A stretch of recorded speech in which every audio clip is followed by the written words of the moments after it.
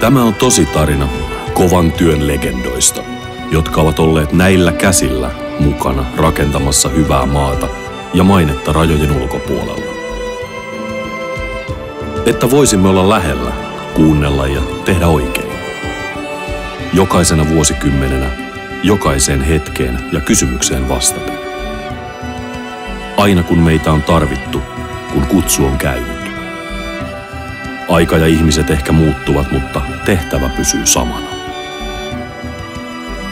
Tehtävä on ottaa vastuu ja kantaa se jokaisen vaiheen ja työn läpi, että se, jonka kanssa toimimme, voi luottavaisin mielin jatkaa ja kasvaa omalla tiellään.